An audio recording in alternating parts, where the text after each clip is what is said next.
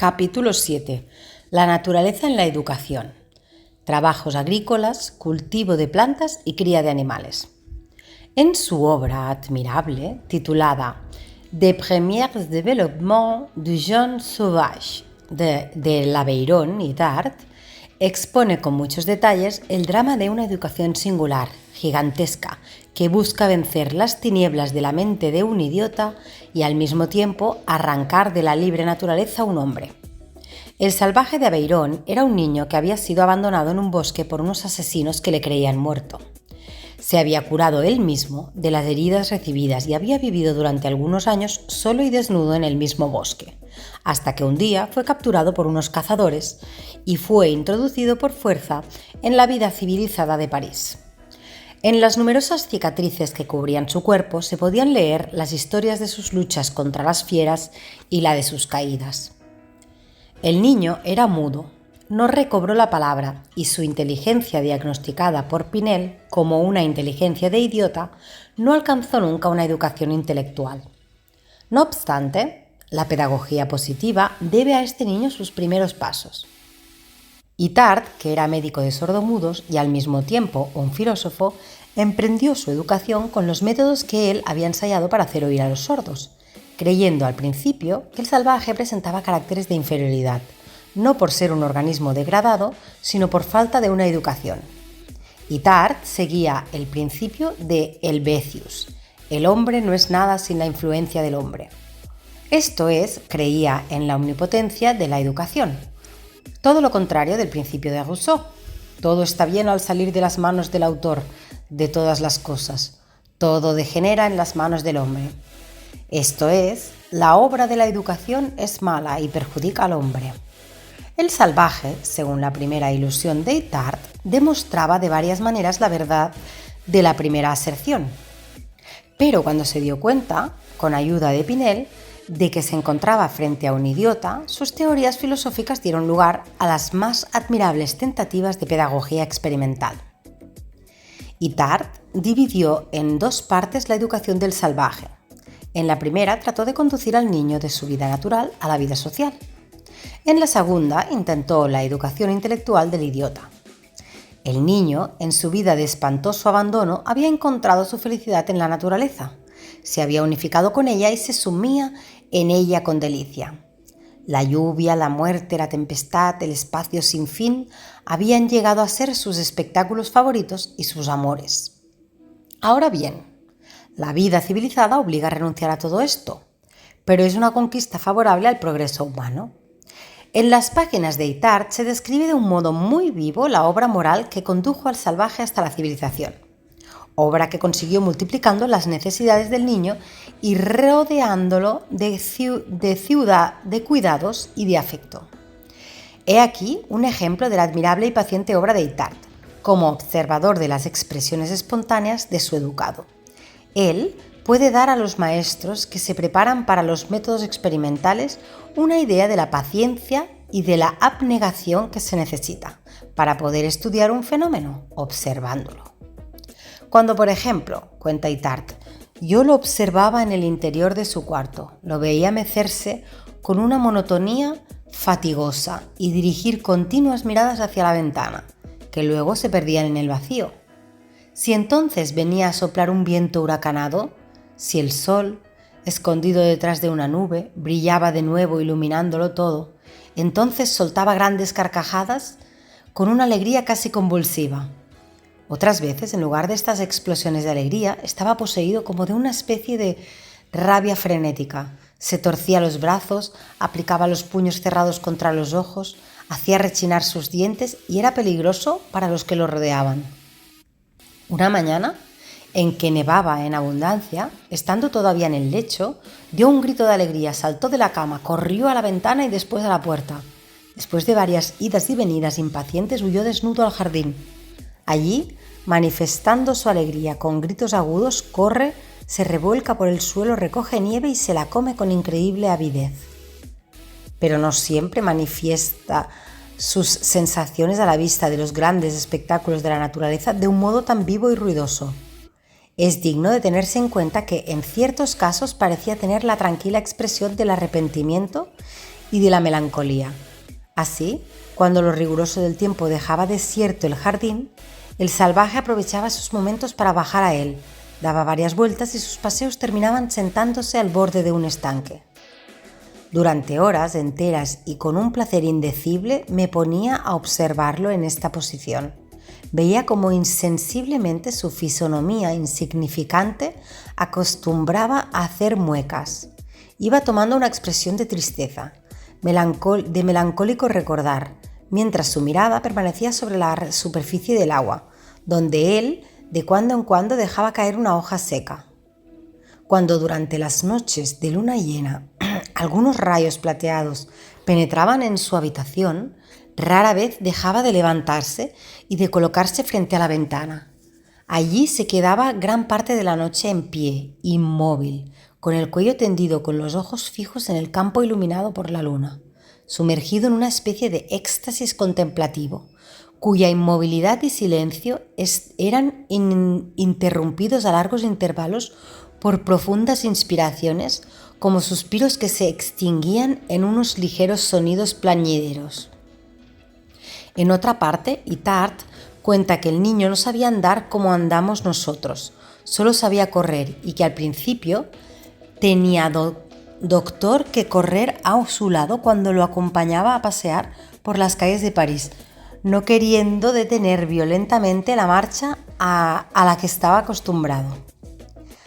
El conducir de un modo gradual y dulcísimo el salvaje a todas las manifestaciones de la vida social, el primer esfuerzo de adaptación del maestro al alumno y del alumno al maestro, la sucesiva atracción a una vida nueva que debía conquistar al niño con sus seducciones y no serle impuesta violentamente de manera que resultase un peso o una tortura, todos estos son otros tantos preciosos procedimientos educativos que pueden generalizarse y aplicarse a la educación de la infancia. No existe seguramente ningún escrito que presente de un modo tan vivo el contraste que existe entre la vida natural y la vida social, y que demuestre cómo esta última se asienta sobre una base de renunciamiento y sacrificio. Basta pensar en la libre carrera convertida en marcha mesurada y en el grito y en los sonidos estridentes transformados en las suaves modulaciones de la voz al hablar. Sin embargo, sin ninguna violencia, dejando que la vida social seduzca poco a poco al niño, la educación acaba por triunfar.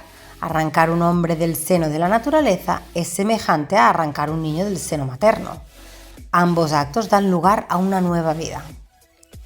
En las páginas de Itard se transparenta el triunfo final del amor del hombre sobre el amor de la naturaleza.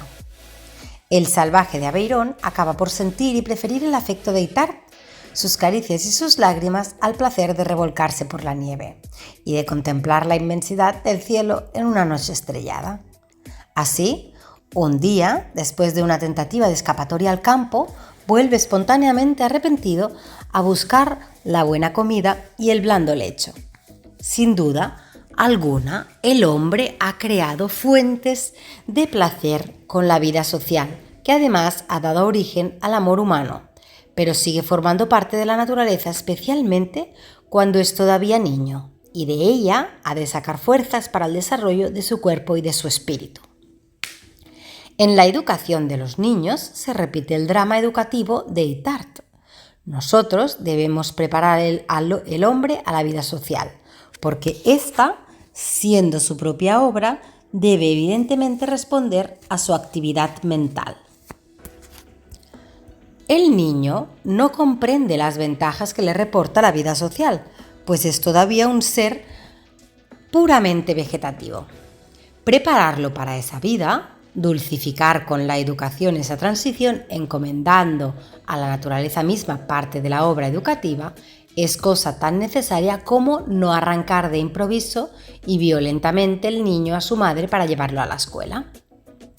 En las casas dei bambini, situadas dentro del mismo edificio donde habitan los padres, la separación del hijo y de la madre se hace gradualmente, pues el grito del niño es oído por la madre y la voz de ésta puede llegar hasta él.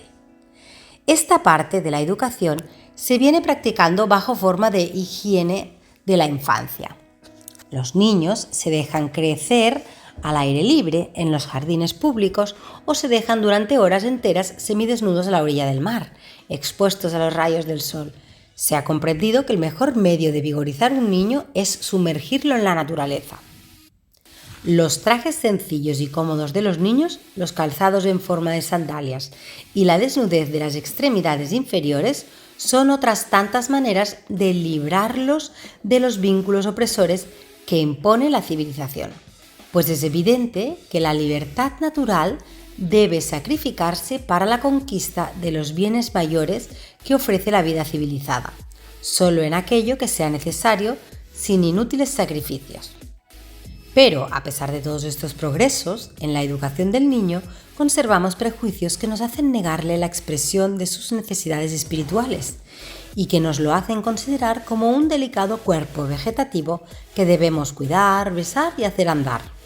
La educación que una buena madre y una buena maestra moderna dan a un niño que, por ejemplo, corre por unos jardines llenos de flores, consistirá en prohibirle tocar las flores y pisar la hierba como si al niño le fuese suficiente para su vida el mover las piernas y respirar aire puro.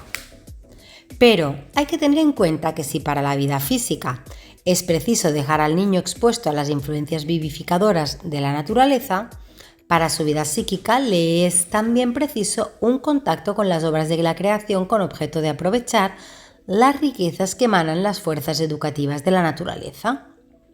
La manera de alcanzarlo es la de ocupar a los niños en labores agrícolas, haciéndole cultivar plantas y cuidar animales, dándole así ocasión de contemplar de un modo inteligente la naturaleza. En Inglaterra, la señora Leiter ha tratado de tomar como base de un método de educación del niño la jardinería y la horticultura. Ella ve en la contemplación de la vida que se desenvuelve el fundamento del sentimiento religioso, pues así el espíritu del niño irá de la criatura al creador. Ella ve también en esa contemplación el punto de partida de la educación intelectual que ha de ir de la verdad al arte. Además de las nociones sobre plantas, insectos y sobre las estaciones del año que proporciona la agricultura, la señora Leiter da a sus alumnos las primeras nociones de vida ménager, enseñándoles cómo se preparan ciertos alimentos y productos cultivados en el jardín. El concepto de la señora Leiter es excesivamente unilateral, pero sus métodos, que van extendiéndose en Inglaterra, completan indudablemente aquella parte de la educación que hasta ahora se limitaba al lado físico y que ha sido tan eficaz para vigorizar el cuerpo de los niños ingleses. Además, sus experiencias constituyen una positiva contribución en el sentido de llevar a la práctica las enseñanzas agrícolas para los niños pequeños. En cuanto a los anormales, yo he visto en París aplicar ampliamente la agricultura en su educación, siguiendo los métodos que Baccelli quiere introducir en la escuela elemental con los Capicelli Educativi. En cada campo se siembran productos agrícolas diversos, demostrando prácticamente en qué tiempo debe tener lugar la siembra y la recolección de cada uno de ellos, de qué modo se prepara la tierra, cómo se abona, ya sea con abonos naturales o con abonos químicos. Estas mismas enseñanzas se dan para el cultivo de plantas de adorno y la jardinería, pues estos cultivos son mejor remunerados el día que los alumnos estén en condiciones de practicar un oficio. Pero no es como un medio de instruir ni como una preparación profesional, como estos trabajos han de interesarnos cuando se trata de niños pequeños. El concepto educativo en esta edad debe ser únicamente el de ayudar al desarrollo psicofísico del individuo. En este caso, el cultivo de plantas y la cría de animales encierran en sí medios preciosos de educación moral, los cuales pueden analizarse mucho más de lo que lo hace la señora Leiter, lo cual ve como cosa principal en estos trabajos un camino para conducir el alma del niño al sentimiento religioso. En este camino, en verdad, pueden distinguirse varias etapas. Citaré aquí las principales. Primero, el niño se inicia en la observación de los fenómenos de la vida. Se sitúa frente a las plantas y a los animales en condiciones análogas a las que se encuentra el maestro observador como respecto a él. Poco a poco, creciendo el interés por la observación, aumenta también su cuidado por los seres vivos. Por aquí se puede conducir lógicamente al niño a apreciar el valor de los cuidados de que ha sido objeto por parte de sus padres y de su maestra. Punto número 2. El niño se inicia en la previsión en virtud de la autoeducación.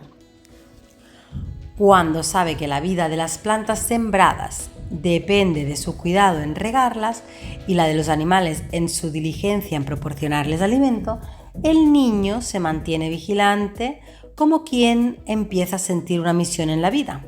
Además, otra voz, bien distinta de la madre o de la maestra, le habla aquí de sus deberes exhortándole a no descuidar la obra emprendida. Es la voz quejumbrosa de los seres débiles que viven gracias a sus cuidados. Entre el niño y los seres vivos que cuida nace una misteriosa unión que induce al niño a ejecutar determinados actos sin la intervención de la maestra, es decir, que lo conducen a una autoeducación. La recompensa que el niño recibe son íntimas satisfacciones como estas. Una mañana, después de haber cuidado pacientemente de llevar cada día su alimento a la cloaca, se encuentra con un enjambre de pollitos que rodean a la gallina que ayer estaban inmóvil incubando sus huevos. Otra vez la alegría consistirá en hallar en la conejera unos zapatitos tiernos, allí donde antes vivía solitaria la pareja de conejos adultos a los cuales los niños habían no pocas veces llevado los restos de la verdura abandonados en la cocina de su madre. Yo no he podido todavía implantar en Roma la cría de animales, pero en la casa dei Bambini de Milán se cuidan parejas de animales, entre ellos un par de gallinas americanas blancas que habitan un pequeño y elegante chalet semejante a una pagoda china.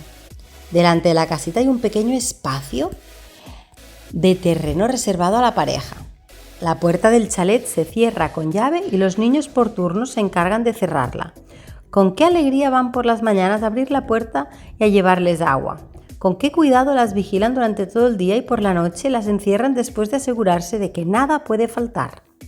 La maestra me asegura que de todos los ejercicios educativos, este es el preferido y el más provechoso. Muchas veces, mientras los niños están ocupados en clase tranquilamente haciendo cada uno lo que prefiere, uno o dos se levantan en silencio y salen fuera a dar un vistazo para cerciorarse de que no les falte nada. Sucede también que un niño se sienta delante de la pecera o del estanque y la maestra lo sorprende sumido en la contemplación de los peces que nadan graciosamente y brillan al sol. Un día recibí una carta de Milán en la que me hablaba de una noticia verdaderamente agradable. Habían nacido unos pichones. Fue una gran fiesta para los niños. Ellos se sentían un poco padres de aquellos pichoncitos y ningún premio artificial hubiera podido provocar una emoción tan noble. No menos grandes son las alegrías que proporcionan las plantas. En una casa dei Bambini de Roma, no poseyendo terreno alguno cultivado, se habían dispuesto tiestos de flores alrededor de una gran terraza y plantas de enredaderas a lo largo de las paredes. Los niños no olvidaron nunca el regar las plantas con sus pequeñas regaderas. Un día los encontré sentados en el suelo formando corro alrededor de una espléndida rosa que había abierto durante la noche. Permanecían silenciosos y tranquilos, verdaderamente sumidos en una muda contemplación. Punto número 3. Los niños aprenden a esperar con paciencia y con fe, que es toda una filosofía de la vida. Cuando los niños depositan una semilla en la tierra y esperan que germine, cuando ven la primera aparición de la planta y presencian su crecimiento y sus transformaciones hasta llegar a producir flores y frutos, cuando observan que unas plantas germinan antes y otras después, y como unas plantas tienen una vida breve y los árboles frutales un crecimiento más lento, cuando han visto todo esto desarrollarse ante sus ojos, acaban por adquirir un equilibrio de la conciencia lleno de paz y los primeros gérmenes de esa virtud y esa sensatez que tanto caracterizaba a los labradores del campo en el tiempo en que todavía conservaban su primitiva sencillez. Punto número 4. Se desarrolla en los niños el sentimiento de la naturaleza que se mantiene de la contemplación de las maravillas de la creación. la cual da y recompensa con una generosidad desproporcionada con el trabajo que exige a todo aquel que la ayuda a desarrollar la vida de las criaturas. En el trabajo que realiza, el niño ve ya una especie de correspondencia entre su alma y la vida que se desenvuelve bajo sus cuidados. El niño ama naturalmente las manifestaciones de la vida. La señora Leiter cuenta cómo los niños pequeños se interesan por las mismas lombrices de tierra y por los movimientos de las larvas en el estiércol, sin sentir jamás aquella repugnancia que sentimos nosotros, los que hemos crecido aislados de la naturaleza. Se trata, pues, de desarrollar este sentimiento de fe y de confianza en los seres vivos, que vienen a ser una forma de amor y de unión con el universo. Lo que mejor desarrolla el sentimiento de la naturaleza es el cultivo de seres vivos, porque estos, en su desarrollo, restituyen mucho más de lo que les damos en su infinita variedad y belleza. El niño que cultiva un lirio, un clavel, una rosa o un jacinto, deposita en tierra una semilla o un tubérculo y vierte agua sobre ellos periódicamente. Obrará lo mismo si se trata de un árbol frutal. La flor o fruto maduro que aparecerán más tarde les será ofrecido como un don generoso de la naturaleza. Un premio magnífico para tan pequeño esfuerzo. Parece que la naturaleza dispone de sus riquezas según el deseo del cultivador, del amor que siente por ella y también según el trabajo que habrá puesto para cuidarla. No sucederá así cuando el niño tenga que recoger los productos materiales de su cuerpo, de su trabajo. Objetos inmóviles, uniformes, que se deterioran en vez de crecer y multiplicarse. La diferencia entre los productos de la naturaleza y los de la industria, entre los productos divinos y los humanos, he aquí lo que nacerá espontáneamente en la conciencia de los niños como una simple constatación de hechos, y comprenderá así que como la planta de sus frutos, así el hombre debe dar su trabajo. Punto número 5. El niño sigue el camino natural del desarrollo del género humano. Por último, esta educación armoniza la evolución individual con la de la humanidad. El hombre pasó del estado de la naturaleza a un estado artificial a través de trabajos agrícolas. Cuando descubrió el secreto para intensificar la producción de tierra, obtuvo la civilización como premio. El mismo camino de seguir el niño que está destinado a llegar a ser un hombre civilizado. La acción de la naturaleza educadora, así entendida, es muy fácil en la práctica, porque allí donde falte un vasto terreno y el patio que sería necesario para la educación física, podría siempre encontrarse algún metro cuadrado de tierra cultivable o un pequeño espacio donde las palomas puedan hacer su nido, que es lo que basta para la educación espiritual. En la primera casa dei Bambini en Roma, teníamos un gran patio cultivado como un jardín donde los niños podían correr al aire libre. Había también una gran terraza con árboles a un lado, habiendo destinado el otro al cultivo de plantas. Esta parte estaba dividida en tantas parcelas como alumnos había. Mientras los pequeños corren libremente por el camino que separa ambas partes o descansan a la sombra de los árboles, los poseedores de la tierra, niños de 4 o más años, siembran, labran la tierra o riegan, o bien se limitan a contemplar el terreno, espiando el germinar de las plantas.